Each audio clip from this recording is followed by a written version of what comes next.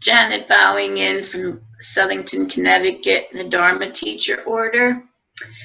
I would like to talk about the 5 remembrances and how they affected my life.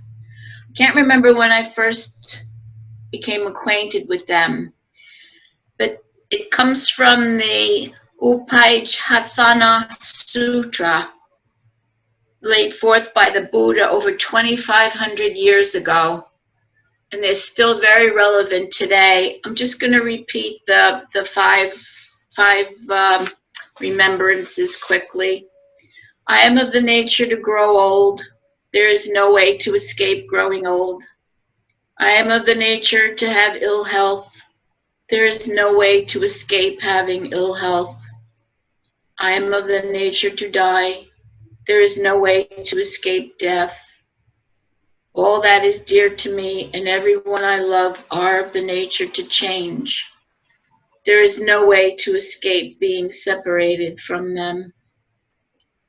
I inherit the results of my actions in body, speech, and mind. My actions are the ground on which I stand.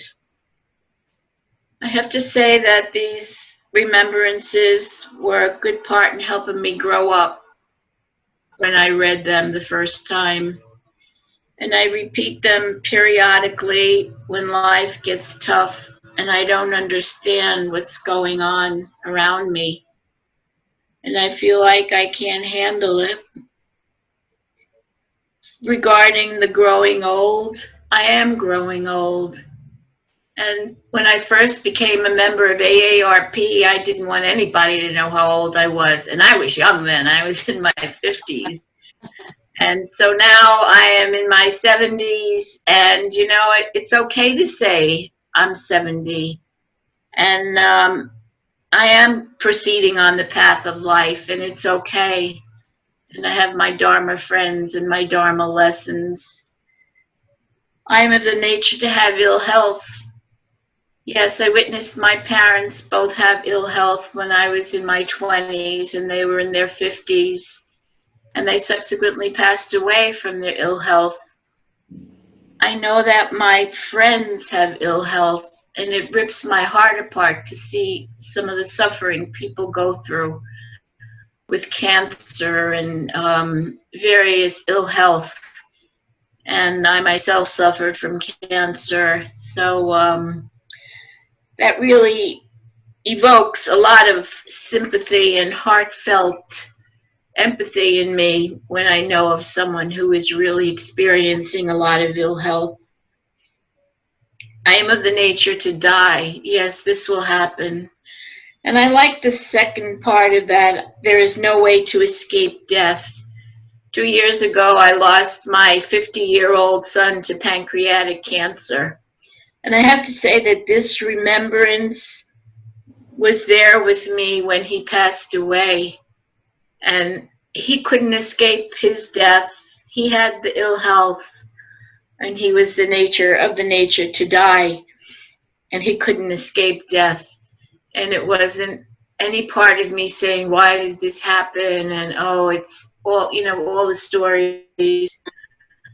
I really took this remembrance to heart, that there was no way for him to escape his death, albeit the way it was.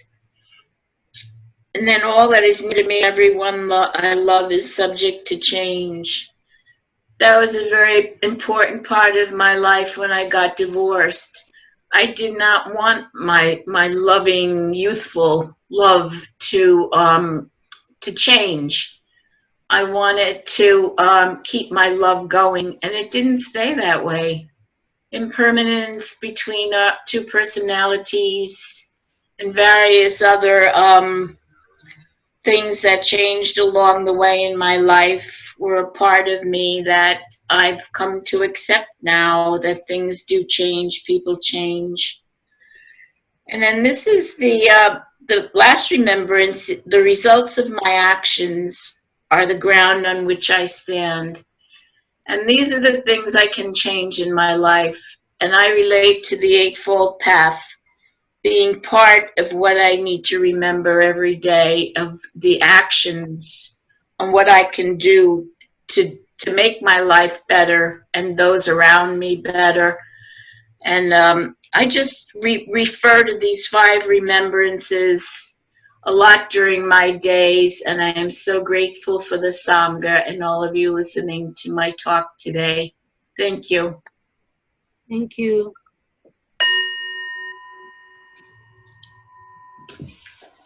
Any feedback for our sister, Janet?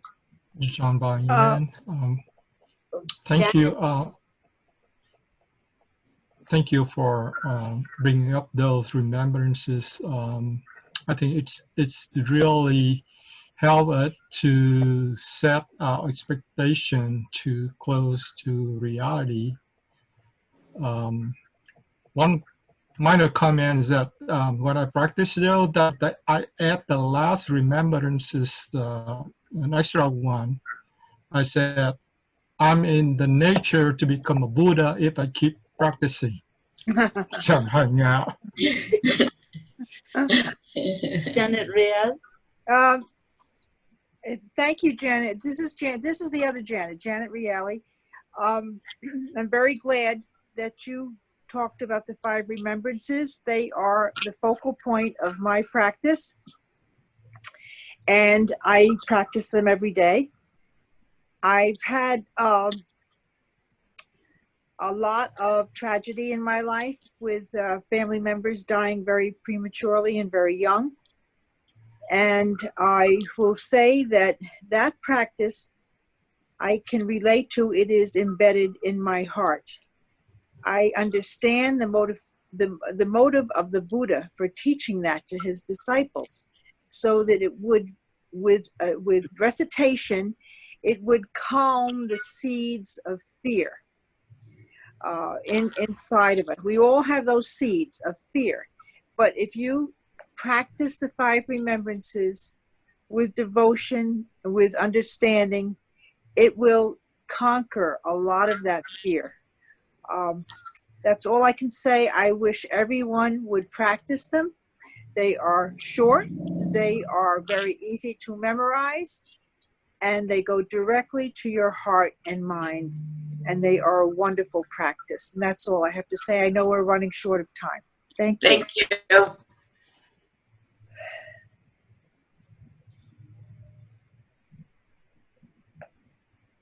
Janet, this is Richard Z. from Connecticut. Like Janet Real, this is a very heart practice for me. It's one I turn to often and formally